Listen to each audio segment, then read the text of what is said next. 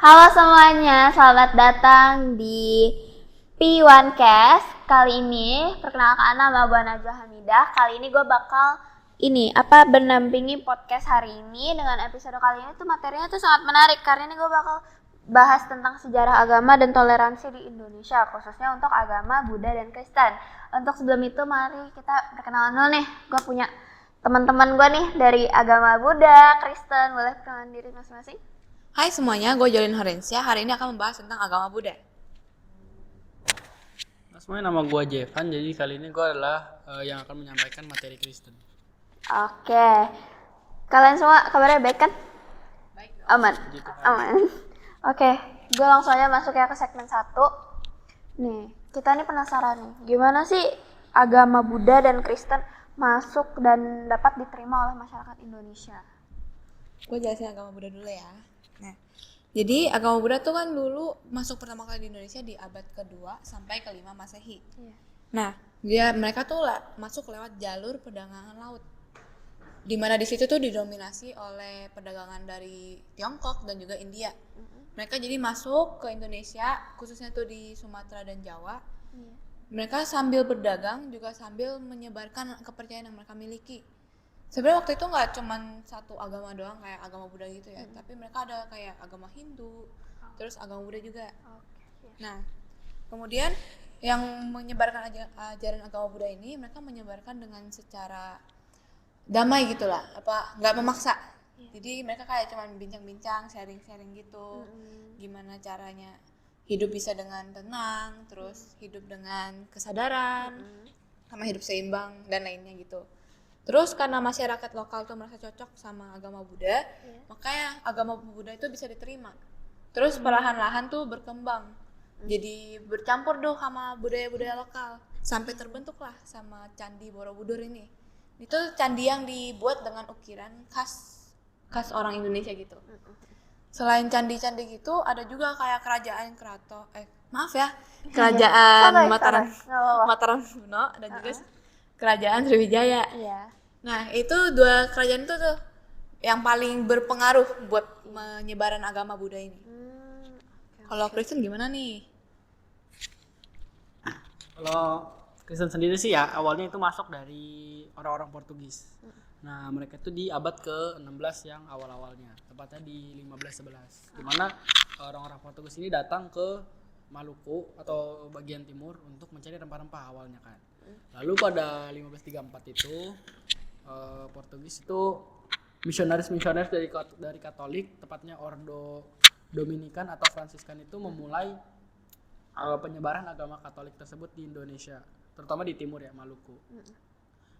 Puncaknya itu pada 1534 itu bisa terjadi karena salah satu tokoh penting itu adalah Franciscus Xaverius yang seorang misionaris Jesuit yang datang ke Maluku karena dia membaptis banyak orang dan mengajar banyak orang, terutama di wilayah bagian Ambon dan Ternate sana. Lalu dilanjut dengan pemerintahan Belanda setelah menaklukkan Portugis di abad ke-17. Jadi Belanda VOC itu kan pada saat itu mengambil alih ya Indonesia dari Portugis. Mereka itu membawa pengaruh Protestan ke Indonesia dan di sana juga mereka membuat gereja pertama, yaitu Gereja Protestan Indonesia atau disebut Indische Kerk dalam bahasa Belanda. Itu aja sih. Jadi tuh Protestan tuh dibawa ke Indonesia bisa masuk tuh di daerah VOC ini. VOC ya. Oke. Sedangkan Katolik dibawa oleh Portugis. Baik. Terima kasih ya kawan-kawan. Terus gue lanjut nih. Bagaimana sih sikap penganut agama Buddha dan Kristen terhadap perbedaan agama dalam konteks sejarah masa lampau? Mau gue dulu nih. Oke, makasih ya. Jadi untuk agama Buddha, sejak dulu tuh agama Buddha udah diajarkan untuk selalu terbuka terhadap perbedaan. Terus selain selalu terbuka, kita juga diajarin buat menghormati perbedaan keyakinan yang lain. Kayak misalnya tuh kita kan pas masuk tuh ada berdampingan tuh sama agama Hindu juga. Kita jarang punya konflik yang besar sama agama Hindu nih. Kita cuman kayak palingan konflik-konflik kecil gitu lah ya. Nah terus kayak bahkan saking dikitnya konflik yang terjadi, ada tuh kerajaan Mataram kuno, raja-rajanya tuh ada yang agama Buddha, ada agama Hindu. Oh, Mereka jadi kayak ganti-gantian gitu Iya, ya? gitu ganti-gantian. Ya ya. Jadi misalnya nih, tapi walaupun mereka ganti-gantian, mereka saling menghargai satu sama lain juga. Nah, karena itu juga mereka juga membangun candi kayak Candi Prambanan sama Candi Sewu secara berdekatan. Terus saat Islam mulai masuk ke Nusantara juga, kan Islam menyebarkan agamanya itu secara damai juga ya, nggak memaksa juga. Nah, orang-orang yang beragama Buddha tuh pindah agama juga, pindah ke agama lain gitu. Nah, orang agama Buddha yang lainnya juga nggak merasa tertekan karena mereka tuh mulai berkurang populasinya. Jadi ya gitulah, gimana cara mereka tuh dihormati, jadi terbentuknya toleransi. Oke. Gitu. Tadi kamu ada mention candi. Candi apa aja kalau tadi? Prambanan sama Sewu. Sewu, Candi Sewu tuh di mana ya? Antara Jawa sama Sumatera nih kalau nggak salah. Maaf banget ya. Nggak apa-apa. Suka keliru nih. Aku juga baru dengar Candi Sewu. No. Makanya tanya nih, Candi Sewu gimana? Gimana gitu kan. Oke, kalau Kristen boleh? Kalau Kristen sendiri sih pada awalnya itu dari abad 1 sampai 3 Kristen itu sempat menerima penindasan hebat dari kekaisaran Romawi. Karena ajaran mereka yang dianggap itu tidak ikut tradisi kekaisaran Romawi. Tapi setelah kekristenan itu diakui di kekristenan Romawi sebagai agama resmi oleh Konstantinus dari Edik Milannya di tahun 313, posisinya itu berubah 180 derajat. Dari yang tadinya tertindas itu menjadi dominan. Jadi dalam beberapa periode selanjutnya, terutama setelah penerimaan Kristen itu, muncul kecerondongan dari Kristen itu untuk menindas agama lain atau memaksa agama-agama orang-orang lain itu untuk menjadi atau menganut agama Kristen itu sendiri. Tapi untungnya di era modern ini, terutama di abad 20, Kristen itu menjadi lebih terbuka dan menghargai keberagaman. Aja sih. Oke. Terima kasih ya guys sudah jawab nih untuk pertanyaan segmen pertama. Gue bakal lanjut ke segmen kedua. Untuk segmen kedua ini gue bakal lebih fokus untuk agama nih. Jadi kita bisa mulai dari Buddha dulu mungkin. Boleh. Gue punya pertanyaan nih buat Jolin nih. Gimana sih toleransi dari sudut pandang agama Buddha? Sebenarnya toleransi di agama Buddha tuh bukan tentang membahas kayak udah biarin aja, enggak. Tapi itu tentang cara kita menghargai dan menghormati keyakinan orang lain. Nah, ajaran Buddha tuh ngajarin kita untuk hidup benar-benar damai tanpa menyinggung satu sama lain, juga tanpa membeda-bedakan mereka dari latar belakang tertentu. Terus salah satu nilai penting yang udah pernah diajarin Buddha ke kita tuh kayak ahimsa. Artinya itu tanpa kekerasan. Itu bukan berarti kita tuh harus tidak berantem gitu, bukan juga. Nggak secara fisik, dia bisa secara kayak pikiran, perkataan, ataupun perbuatan. Jadi itu tujuannya tuh biar kita tidak berbuat yang aneh-aneh lah atau jahat gitu. Kemudian selain itu Buddha juga mengajarkan kita untuk menerapkan kayak metta yang merupakan cinta kasih, lalu karuna yaitu kasih sayang, mudita itu simpati, dan UPK itu batin seimbang. Itu dilaksanakan agar kita itu tidak melaksanakan hal-hal yang buruk juga. Pokoknya inti ajaran Buddha itu seperti itu. Biar kita melakukan hal-hal yang baik dan juga menciptakan toleransi antar umat tanpa melihat latar belakang mereka sama sekali. Iya. Oke. Ini kalau buat Kristen nih gimana nih? Kalau sudut pandang dari agama Kristen tuh toleransi tuh kayak gimana sih? Kalau misalnya ngomongin pandangan sih ya, kita orang-orang Kristen juga memandang toleransi ini sebagai salah satu aspek penting dalam kehidupan beragama.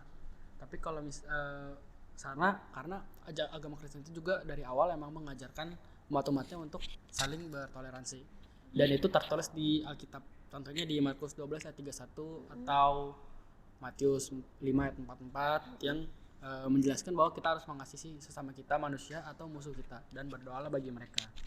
Jadi ajaran Yesus tentang kasih dan pengampunan itu menjadi dasar kuat untuk umat-umatnya dalam menjadi landasan bagi umat-umatnya untuk terus bertoleransi terhadap agama-agama lain, terutama di negara-negara yang bebas beragama. Oke. Untuk selanjutnya nih, gue pengen nanya nih, karena kita juga penasaran tokoh penting di agama Buddha dan Kristen yang punya peran besar dalam sejarahnya itu siapa sih kira-kira? Nah ini mau Buddha atau Kristen dulu? Kristen lah ya. Coba deh, Kristen dulu Tadi deh. kan Buddha dulu. Kalau tokoh-tokoh penting ya jelas yang pertama itu Yesus Kristus ya, yang tokoh sentral lah dalam iman Kristen kan, Tuhan itu sendiri. Lalu kalau tentang penyebaran udah pasti Rasul Paulus atau Rasul yang menyebarkan ajaran-ajaran Kristen ke luar Yahudi, ya luar komunitas Yahudi. Lalu yang terakhir Martin Luther King atau tokoh yang reformasi gereja yang memicu munculnya gerakan Protestan. Gitu aja sih. Oke. Kalau dari Buddha? Kalau agama Buddha sih yang paling utama pasti Siddhartha Gautamanya ya, atau yang disebut Buddha. Nah, kan dari Buddha tuh kita jadi bisa tahu karena beliau yang pertama kali mengajarkan ke kita gimana cara kita terbebas dari penderitaan, gimana cara kita hidup dengan damai, dan lainnya. Nah, tanpa adanya beliau, kita tuh nggak bisa mempelajari hal itu. Jadi karena semua dasar-dasar ajaran agama Buddha tuh berasal dari beliau. Nah, terus kemudian ada Raja Asoka. Walaupun Raja Asoka nih awalnya dikejar kejam ya di India waktu itu, namun dia perlahan-lahan menjadi orang yang baik dan mulai menyebarkan agama Buddha. Nah, karena sifatnya ini yang menyebarkan agama Buddha yang tidak hanya di India tapi hingga luar India, dari situlah kita jadi bisa mengenal tuh agama Buddha. Nah, kemudian yang terakhir tuh peran-peran dari yang pedagang-pedagang tadi yang sudah saya sebut, sama peran dari biksu. Jadi dari mereka kita jadi bisa tahu juga, mereka kan udah menyebarin agama ke kita. Jadi Indonesia atau Nusantara yang sudah mereka datangi, kita jadi bisa menerima agama Buddha dan mempelajarinya untuk kehidupan sehari-hari. Oke, kan tadi nih Jolin nih udah ada mention nih soal Raja Asoka. Terus gue pengen tahu lebih dalam gitu tentang si Raja Asoka ini siapa. Boleh. Dan kayak kenapa dia tuh kayak perannya tuh penting banget nih buat penyebaran agama Buddha gitu. Jadi gini, jadi kan tokoh Asoka tuh, tokoh Raja Asoka, maaf ya. Tokoh Raja Asoka tuh kan penting banget nih buat di agama Buddha. Walau dia itu dulu orang yang kejam. Dia gue bakal ceritain dari yang paling awal. Dia dulu dia hidup di India. Sekitar abad ketiga sebelum Masehi. Awalnya tuh dia dikenal sebagai raja yang kejam dan suka melakukan peperangan. Nah, suatu hari ada perang besar nih di daerah Kalinga. Itu di India. Itu menewaskan banyak orang. Itu bikin Raja Asoka jadi kecewa sama itulah menyesal. Jadi dari itu dia mulai mempelajari agama Buddha, mulai memperdalami ajaran agama Buddha juga. Tapi selain dia berubah jadi yang baik, dia juga mulai menyebarkan ajaran agama Buddha agar semua orang tahu kalau di dunia ini tuh bisa loh ada yang namanya tuh terbebas dari penderitaan. Nah, terus gak selain dia menyebarkan agama, dia juga membangun batu-batu prasasti yang berisi tentang kedamaian agar orang-orang tuh bisa tahu damai itu indah. Damai itu indah guys. Betul. Nah, jadi nggak cuma nyebarin di wilayah India juga, Raja Asoka juga memerintah beberapa orang atau utusan-utusan dia buat nyebarin di luar wilayah India. Salah satunya Asia Tenggara. Jadilah Nusantara kita tuh Indonesia bisa dapet tuh. Gitu ceritanya. Oke, makasih ya Jolin ya. Ya. Nah, kali ini gue bakal lanjut nanya nih untuk Jevan nih. Nih, gue tuh pernah dengar nih tentang kayak zaman dimana Kristen tuh dilarang di Roma.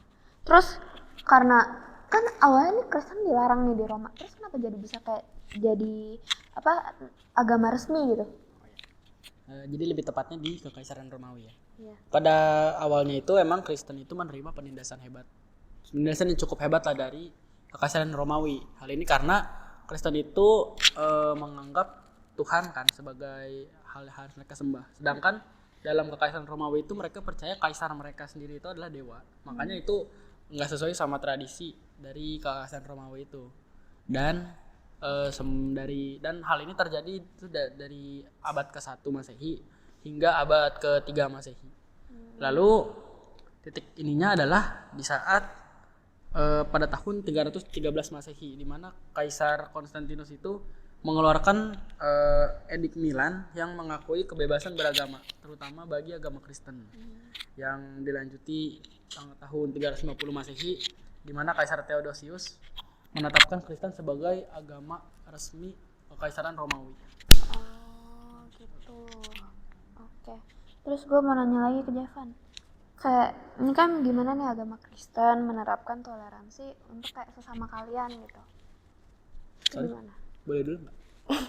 Gimana nih agama Kristen menerapkan toleransi kepada sesamanya gitu?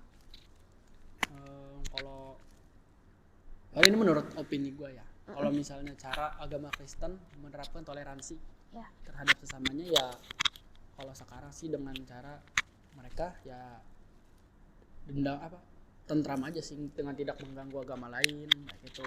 Walaupun mereka mengganggu kita pun, kalau misalnya ya udahlah, maksudnya dibiarin aja lah, konsep toleransi kan. Iya. Kita juga menghargai, apalagi kalau misalnya ngomongin Indonesia juga kan agama yang mayoritasnya bukan Kristen ya, Iya. dan memiliki banyak agama berbeda-beda. Jadi kita dengan cara tidak mengganggu, kita menghormati mereka, cara ibadah mereka atau apapun itu, paling begitu sih. Oke, nice. Ini gue mau nanya lagi nih ke Jolin, gak apa-apa kan ya Jolin ya? Nggak apa-apa dong. Tanya Aman? terus kan ini podcast. Ayo sih ya. Bener nih. Nih gue mau nanya nih, kok bisa sih kayak agama Buddha nih, yang gue dengar kan agama Buddha ada beberapa aliran nih. Iya. Cuman gue di sini mau mentionnya 2 aja nih. Boleh. Kayak kenapa agama Buddha tuh memiliki 2 aliran kayak Theravada sama Mahayana ya? Betul. Ya. Tuh kayak bedanya tuh apa sih? Kok bisa kayak beda gitu? Sebelum gue jelasin kenapa bisa beda, Iya. kenapa bisa masing-masing tuh ada perbedaan. Jadi awal mula bisa munculnya perbedaan aliran ini tuh kan, ini penyebaran agama Buddha tuh nggak cuma di satu daerah doang, ada di wilayah lain juga. Nah, tiap orang yang nyebarin ini tuh menciptakan perbedaan pemahaman. Jadi itu terpisah nih di beberapa aliran. Cuman aliran yang paling terkenal tuh 2 ini, Theravada sama Mahayana. Untuk Theravada tuh dia bisa dibilang aliran yang paling mendekati dengan ajaran Buddha. Sama zamannya ajaran Buddha. Jadi dia tuh lebih fokusnya ke latihan pribadi, sama lebih sering digunakan oleh biku-biku gitu. Atau bante lah bisa disebutnya ya. Nah, aliran ini lebih banyak berkembang di daerah kayak negara seperti Sri Lanka, Thailand sama Myanmar. Nah, kalau untuk Mahayana, dia itu alirannya lebih terbuka, nggak harus biku untuk yang mencapai pencerahan sempurna, tapi orang awam juga bisa. Jadi yang intinya tuh kita harus lebih niat sama fokus dalam mengembangkan cinta kasih, pokoknya ajaran-ajaran Buddha yang udah pernah diajarkan. Tapi terlepas dari 2 itu, aliran Mahayana sama Theravada ini tetap aja memegang utamanya itu ya, kuncinya itu ajaran Buddha, Dhamma. Cara paling gampang buat kita bedain aliran Mahayana sama Theravada itu, palingan kayak kalau Theravada mereka tuh lebih sering menggunakan bahasa Pali. Kalau Mahayana tuh lebih sering menggunakan bahasa Mandarin. Oh, iya. Ya gitu. Gini, kan tadi Jolin ada mention nih bahasa Pali. Jolin bisa nggak kayak contohin satu kalimat atau apa gitu yang Jolin ingat tentang bahasa Pali? Paling gampang sih salam pembukanya sih. Coba. Namo Sang Hyang Budaya, Namo Budaya. Oke, terima kasih Itu Jolin. buat salam pembuka agama Buddha. Terima kasih nih Javan, Jolin udah jawab pertanyaan gue di segmen Terima kasih, kedua. Selanjutnya gue bakal langsung masuk nih ke segmen ketiga. Untuk pertanyaan pertama gue nih, bagaimana nih agama Buddha dan Kristen memandang negara secara umum? Kristen dulu mau atau Buddha? Oh, terima kasih. Jadi Ladies Buddha first. dulu ya. Mantap Javan. Thank you. Jadi pandangan agama Buddha ke negara tuh sebenarnya simpel. Enggak tentang kalau negara tuh harus kayak diatur seperti ini seperti itu, enggak. Jadi intinya tuh cuman gimana cara kita bisa hidup dengan damai dan juga harmonis dengan ajaran agama Buddha. Nah, terus negara tuh dianggap penting sebagai tempat untuk kita bisa hidup dengan tenang, terus melatih kebajikan-kebajikan, dan juga berkembang hingga menjadi orang yang baik. Nah, di dalam ajaran agama Buddha nih sebenarnya bukan tentang negara ya, tapi lebih ke pemimpinnya. Gimana cara seorang pemimpin tuh idealnya menjadi seorang yang lebih bijaksana, peduli dengan, kalau di Buddha kan bilangnya ke rakyat ya, kalau kayak Raja Asoka gitu. Tapi kalau kita kayak lebih bilang ke masyarakat, peduli ke masyarakat. Terus kemudian jadi pemimpin yang bijaksana, adil, dan juga penuh cinta damai. Contohnya kayak Raja Asoka. Dia kan emang awalnya dikenal sebagai raja yang kejam, tapi setelah dia menyadari kesalahan dia menyesal, dia jadi seseorang yang cinta damai dan juga penuh penuh kasih sayang lah kepada masyarakat dia. Nah, jadi intinya tuh agama Buddha ngajarin kita agar kita menjadi warga negara yang baik, taat aturan, terus nggak bikin keributan, dan juga jaga kedamaian dimanapun kita tinggal. Mau di negara siapapun, kita harus jaga kedamaian dan juga toleransi.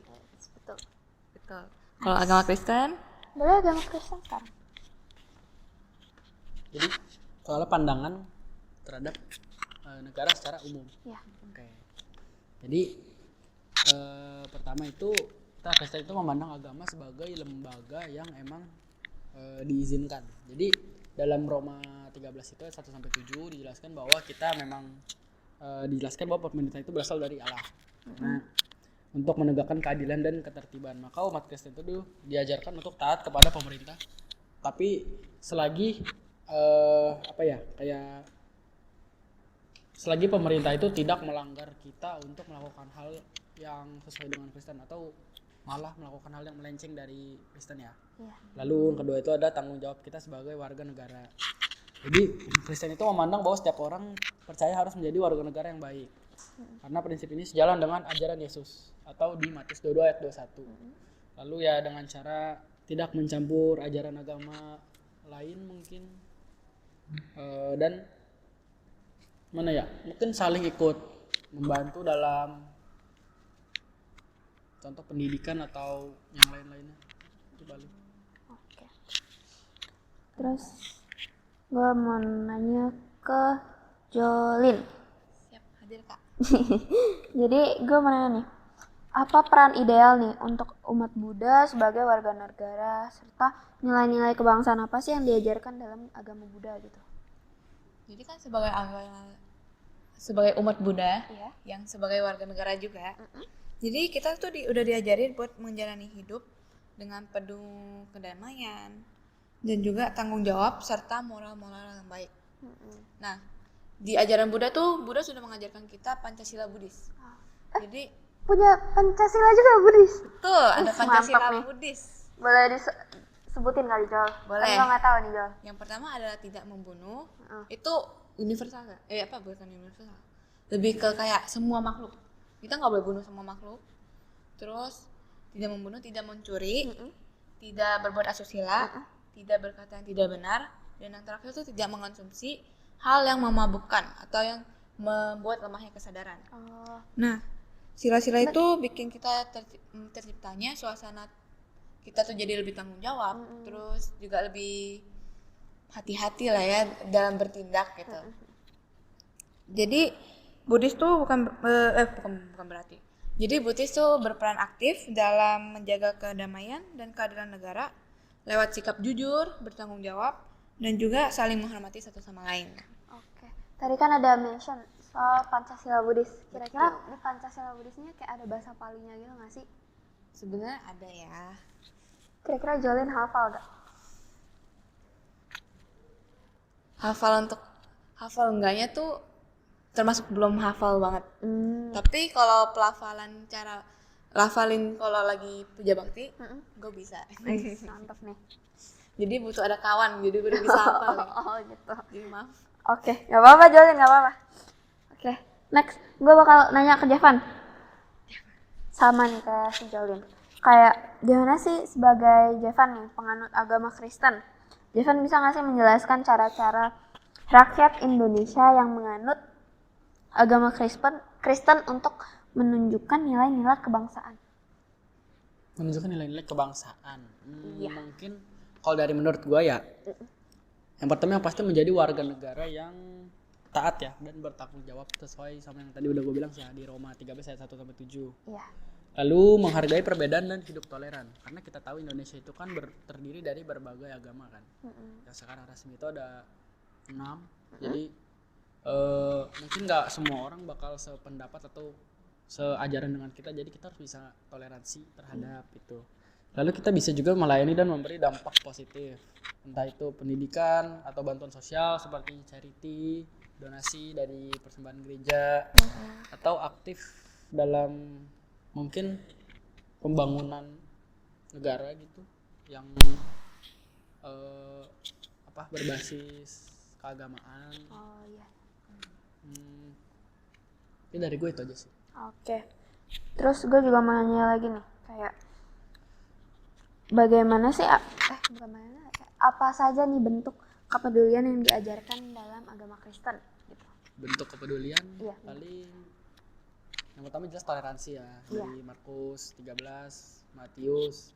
Lalu ya harus bisa menyayangi musuh kita, harus bisa mendoakan musuh kita atau orang yang mungkin gak senang sama kita, harus bisa ya balik lagi ke menghargai perbedaan yang ada. Udah sih. Oke. Gue nanya lagi, gimana sih bagaimana agama Buddha dan Kristen untuk menghadapi tantangan zaman modern dalam menjaga nilai-nilai ajarannya? Kan zaman semakin berkembang tuh, pasti tantangannya tuh makin ada aja, kayak entah si A ngajak yang buruk-buruk lah, si B begini-begini lah, pasti kan kita ada kayak hawa yang kayak menggoda iman kita gitu sebenarnya. Gimana sih kalian untuk menghadapin kayak tantangan di zaman modern kayak gini? Kalau itu kan kalau misalnya ngomongin si A yang ngajak itu kan berarti hitungannya dia masuk dalam pergaulan yang salah ya. Jadi kalau menurut gua, kalau dari gereja gua itu ada yang namanya komunitas atau cool atau community of love. Jadi di sana itu kita kayak gereja tapi hanya dibagi jadi beberapa segmen. Kalau gua itu ikutnya yang remaja. Di sana itu kita bisa sharing, kita bisa cerita kalau kita ada masalah, dan kita juga bisa dapat nasihat, solusi gitu. Jadi menurut gue komunitas ini harus diperbanyak sih, karena dengan ini anak remaja yang tadinya nggak bisa cerita di gereja sungguhan, dia bisa cerita ke teman-temannya di komunitas. Dan menurut gue komunitas itu salah satu cara yang terbaik untuk menuju jiwa-jiwa baru, terutama bagi mereka yang mungkin pemalu di gereja, karena itu kan skala besar lah ya kalau buat gereja. Sedangkan komunitas sendiri itu lebih fun kalau misalnya buat dibawa ke anak-anak remaja. Dan begitu juga orang tua juga bisa. Karena kalau misalnya pergaulan gitu, gue sih percaya cara satu-satunya paling bagus itu adalah dengan sharing terhadap orang-orang yang ngerti sama kita sih. Hanya begitu. Atau gue lagi ya Pak Buddha? Atau Jalin? Udah dong. Gantian dong. Ini udah keasikan ngobrol ini. Mau ngobrol lagi. Nanti ada sesinya sesinya. dia ya. Ya ping banget nih. Nah, ini menurut Jolin gimana nih, Jol? Kalau buat ajaran agama Buddha sih sampai sekarang masih relevan aja ya sih. Soalnya kan ajaran Buddha tuh sukanya ngebahas tentang mindfulness. Ini paling gampang deh dilakukan sama kita semua. Karena mindfulness tuh cara kita hidup secara berkesadaran penuh. Nah itu di dunia yang sekarang makin sibuk ini pasti orang-orang makin butuhin sih. Iya benar. Karena kan dari mindfulness kita bisa belajar tentang cara meditasi untuk buat nenangin pikiran, terus cara kita ngelakuin sesuatu secara sadar biar nggak salah gitu. Nah terus umat Buddha juga sekarang kan udah mulai modern, udah zaman-zaman apa aja itu tentang media sosial juga nih. Nah mereka suka juga sharing-sharing lewat media sosial, makanya modernnya zaman ini tuh nggak terlalu ngaruh nih buat ajaran agama Buddha. Oke, kita langsung lanjut aja ya. Boleh. Bagaimana sih motivasi kalian untuk selalu menerapkan toleransi nih? Tadi kan Kristen udah Kristen terus nih. Sekarang Buddha terus aja. Buddha dulu. Terima kasih ya. Nah, jadi kalau cara gua ya, gua pakai gua aja kali itu ya. Cara gua nerapin contohnya. Cara gua nerapinnya itu, gua udah pasti bakal ngelaksanain meta, karuna, mudita, upeka. Yang tadi udah gua jelasin. Iya. Karena itu kan udah pasti dari kita cinta kasih dan kasih sayang, kita bisa melakukan hal-hal baik yang menciptakan toleransi.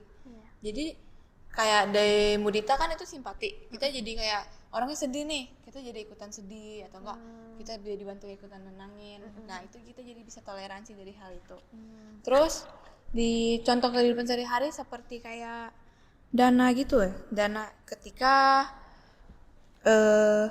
misalnya ada acara-acara spesial, kita Waisak nih misalnya, kita kan berdana ke biku. Iya. Nah bikunya ini udah mendapatkan dana yang banyak, terus udah cukup juga buat mereka. Nah sisa-sisa dana itu biku akan sumbang lagi atau diberikan lagi kepada orang yang membutuhkan. Maaf ya grogi banget nih.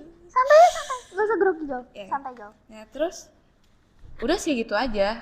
Selain kayak dana disalurkan, kita juga ada melakukan praktik lain kayak fangseng. Jadi itu kayak melepaskan makhluk hidup gitu ke alam yang lebih bebas. Jadi itu bikin kita jadi sadar diri kalau makhluk tuh lebih bahaya, bahaya, maaf ya, ya ampun Linda, lebih bahagia ketika sudah terbebas gitu. Iya. Oke, buat Kristen nih gimana nih Kristen? Motivasi kita dalam toleransi yaitu jelas Alkitab itu sendiri atau ajaran firman Tuhan itu sendiri ya. Karena dari sana juga kita emang udah diajarkan untuk bertoleransi. Banyak sih Alkitab yang ayat-ayat yang mengajarkan tentang itu. Dan apa ya? Karena mungkin emang toleransi dari awalnya adalah landasan untuk hidup yang damai lah di daerah atau negara yang bebas beragama. Begitu aja sih. Oke. Keren nih Terus Kristen. gimana sih penerapan kalian? Penerapan toleransi ya, yang spesifik menurut agama kalian? Ya yang paling spesifik itu kita nggak saling menyinggung agama satu sama lain. Terus kayak ya gitulah yang diajarkan Buddha seperti biasanya, kita tuh harus menghargai agama lain.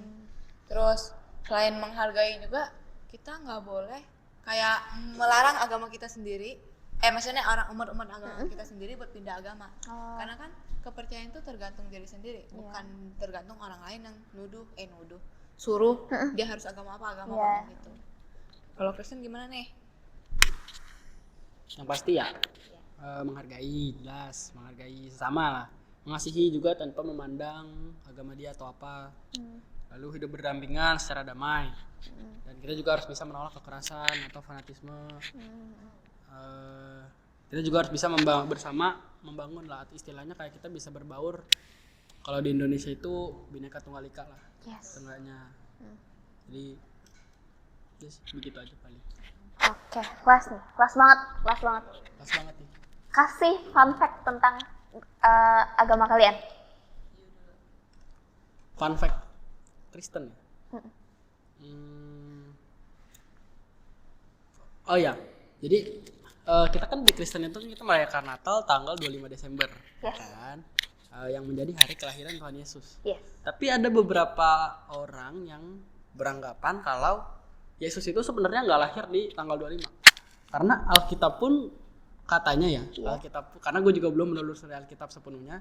Ada beberapa orang yang bilang di Alkitab pun tidak dijelaskan bahwa Yesus itu lahir tanggal 25. Hal itu ditetapin tanggal itu beratus-ratus tahun setelah ada acara apa gitu, gue lupa, pokoknya dari bangsa Israel. Jadi menurut gue itu fact yang lumayan lucu sih kalau emang beneran, karena selama ini kan kita ngerayain Natal tanggal 25 kan. Tapi ternyata Yesus nggak lahir tanggal 25, itu menurut gue fakta yang cukup lucu sih. Dan unik juga. Walaupun gue nggak tahu sih kebenarannya gimana sampai sekarang. Oke, Buddha gimana Buddha? Kalau Buddha fun fact-nya ini sebenarnya nggak terlalu fun sih, cuman ini fact. fakta. Oke. Kalau ajaran Buddha tuh kayak mindfulness gitu, itu sifatnya universal. Jadi dia tuh nggak harus agama Buddha doang boleh praktikin mindfulness, kayak meditasi, terus kayak melakukan kesadaran gitu. Itu bisa orang-orang siapa aja bisa.